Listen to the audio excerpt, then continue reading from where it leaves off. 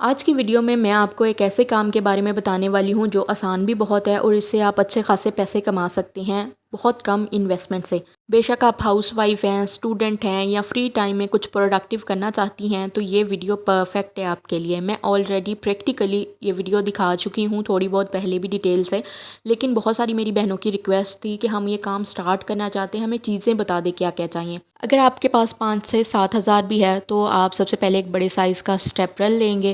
اس کے بعد آپ کے پاس ٹیپ ہونی چاہیے، کور پیپر ہونا چاہیے، چھوٹے سائز کا بھی ایک اسٹیپرل خرید لیں، وہ 300-400 کی رینج میں آ جاتا ہے۔ کینچی، ہتھوڑی، پلاس، یہ ساری چیزیں آپ کے پاس اویلیبل ہونی چاہیے اس کام کو سٹارٹ کرنے کے لیے۔ اس کے بعد اس طرح کی پنز ہوتی ہیں، یہ سٹارٹنگ میں ہی آپ 2-3 ڈبیاں لے لیجئے گا، بڑے سائز کی، درمیانے سائز کی، اس سے چھوٹے سائز کی۔ پھر جیسے جیسے آپ کا کام بڑھے گا آپ اور بھی انویسٹ اس میں کر سکتے ہیں، لیکن سٹارٹنگ میں اپنے پاس یہ چیزیں لازمی طور پر رکھیے گا۔ چیزیں آپ کے پاس آ گئی ہیں۔ اگر آپ کے پاس بچے ٹیوشنز پڑھنے کے لیے آتے ہیں، آپ کے آس پاس اسکول ہے یا کوئی اکیڈمی ہے یا پھر کوچنگ سینٹر ہے تو یہ آپ کے لیے گولڈن اپرچونٹی ہے۔ اب آپ نے کیا کرنا ہے؟ سب سے پہلے آپ نے آس پاس کے بچوں کو بتانا ہے کہ میں بک بائنڈ کا کام کرتی ہوں، ان کو کاپیز، رجسٹر یا پھر نوٹ بک یا پھر بک بائنڈ اسپیشلی جو آپ کا کام ہے وہ آپ ان کو کر کے دکھا سکتے ہیں، یا کوئی سیمپل تیار کر کے رکھ لیں اور ان کو دکھائیں۔ آپ ٹیچر سے بھی بات کر سکتی ہیں۔ ان کے اکثر اسٹوڈنٹس کی ان کو پرابلم ہوتی ہے کہ اسٹوڈنٹس جو ہیں وہ کاپیوں کو بائنڈ نہیں کر کے آتے، ان کو آپ یہ بتا سکتی ہیں کہ میں یہ سروس دے سکتی ہوں، بچوں کی بکس بائنڈ بھی کر سکتی ہوں، پیپرس بھی بائنڈ کر کے دے سکتی ہوں، نوٹس بھی بائنڈ کرتی ہوں، تو میں آپ کی ریگولر کلائنٹ بن سکتی ہوں، میں آپ کو یہ سروس دے سکتی ہوں۔ اور اگر آپ چاہیں تو آپ اپنے گھر کے باہر ایک چھوٹا سا بورڈ یا کوئی نوٹس بنا کے لگا سکتی ہیں کہ یہاں پر آپ بک بائنڈ کروا سکتے ہیں یا نوٹ بکس بائنڈ کروا سکتے ہیں، تو یہ بک بائنڈنگ سینٹر ہے۔ اس طرح سے آپ ایک بورڈ بنا کے لگا دیں گے باہر تو آتے جاتے لوگوں کو پتہ چل جائے گا اور آہستہ آہستہ آپ کا کام آپ کے پاس آنے لگے گا، جس سے آپ کو بہت بینیفٹ ہو سکتا ہے۔ آپ کم پروفٹ سے اپنا یہ کام سٹارٹ کر سکتے ہیں۔ اچھا جی، اب ہمیں پتہ چل گیا ہم نے اپنی چیز کو کہاں تک لے کے جانا ہے، کہاں سیل کرنی ہے، کہاں سے ہمیں پیسہ آ سکتا ہے، کون سا مٹیریل ہمیں چاہیے۔ اب یہ کام ہم نے کرنا کیسے ہے، فنیشنگ کیسے آئے گی ہمارے کام کے ساتھ، 1-2 چیزیں سمجھنے کی ہیں، اپنا اصول بنا لیں۔ بچوں کی جو بکس آتی ہیں نا، وہ بعض دفعہ بیچ میں سے اکھڑی ہوئی ہوتی ہیں، نئی بکس کے پیج نکلے ہوئے ہوتے ہیں، ضروری نہیں آپ کے پاس بالکل نئی بکس آئیں، کچھ پیرنٹس پرانی بکیں بھی لے کے آتے ہیں جس کے پیج آگے پیچھے ہوتے ہیں۔ آپ نے اصول بنا لینا ہے کہ سب سے پہلے آپ نے پیجز چیک کرنے ہیں، نمبرنگ چیک کرنی ہے، نمبر وائز آپ نے پیجوں کو سیٹ کر دینا ہے۔ اس کے بعد اس طرح کی شیٹ ہوتی ہیں، جو آج کل کی بچوں کی بکس ہیں نا چوڑی چوڑی سی ہیں، تو بڑی مشکل سے شیٹ اوپر پوری آتی ہے۔ شیٹ کو فرنٹ سے پورا کر دیں، بیک پہ 1-8 انچ کا فرق آ بھی رہا ہے تو کوئی مسئلہ نہیں، اوپر ٹیپ لگ جائے گی۔ اگر شیٹ بہت زیادہ بڑی ہے اور آپ کی بک کا سائز چھوٹا ہے تو کوشش کریں پچھلی والی سائڈ پہ رکھیں۔ پچھلی والی سائڈ پہ کیا، آپ پورا بک کو ناپ کریں اور جو آپ کا کور پیپر ہے اس کو کاٹ کے پہلے اس ناپ کا کر لیں۔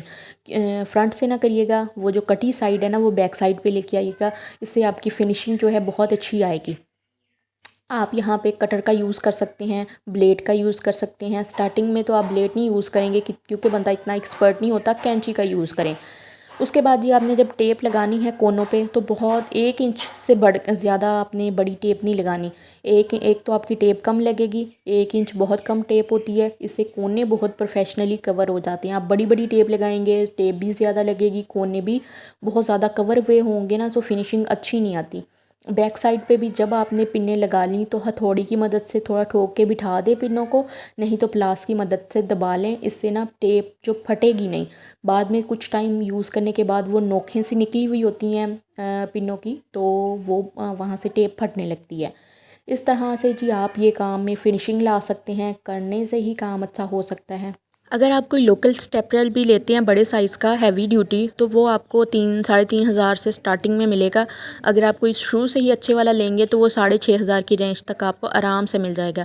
اس کے بعد جو ٹیپ ہوتی ہے، یہ رول والی جو بائنڈنگ کے لیے اسپیشلی یوز ہوتی ہے، یہ 350 کی بڑی آتی ہے اور چھوٹی 250 کی بھی مل جاتی ہیں۔ سٹارٹنگ میں آپ بڑا رول ایک دفعہ میں لے لیں، یہ 350 تک کا ایک آ جائے گا۔ اس کے بعد آپ کو جو پنز ہیں اس کی، وہ بھی آپ بہت اچھی نہ لیں، درمیانی لے لیں یا ہلکے والی لے لیں، ہر طرح کی چیزیں مل جاتی ہیں۔ جیسے نا یہ اردو بازار لاہور ہے، آپ کو بہت اچھی چیزیں مل جاتی ہیں ہول سیل ریٹ پہ. اس کے بعد فیصل آباد سے آپ کو بہت اچھی چیزیں مل جاتی ہیں اگر آپ ان شہروں میں رہتے ہیں. اگر نہیں رہتے تو کوئی مسئلہ نہیں ہے, آپ جائیں مارکیٹ میں اور ہول سیل دکانیں ایکسپلور کریں, وہاں پہ 1-2 دکانیں پھر کے ریٹ چیک کریں, پھر آپ یہ چیزیں خرید لیں. اور آپ کے پاس اگر جیب میں 8-10 ہزار روپیہ بھی ہے نا, تو آپ ایزیلی یہ کام سٹارٹ کر سکتے ہیں. آپ ڈیلی کی بھی 10-20 بکس بائنڈ کریں گی تو آپ اچھا خاصا ارن کر سکتی ہیں. یہ جو پیپر شیٹ کور پیپر ہے نا, یہ 10 روپے کا ایک آتا ہے. ایک بک کو 2 لگیں گے. اس کے بعد آپ نے ٹیپ دیکھنی ہے کہ کل کتنے کی ہے, اور ایک بک کو اس میں سے میں نکالوں تو کتنی لگ گئی ہے. اس کے بعد جو پنوں کا خرچہ ہے وہ کتنا آیا ہے. آپ اب اگر میں اپنی بات کروں تو یہاں پر ابھی 100 روپے یا 130 روپے 150 میں بھی ایک بک بائنڈ ہو رہی ہے.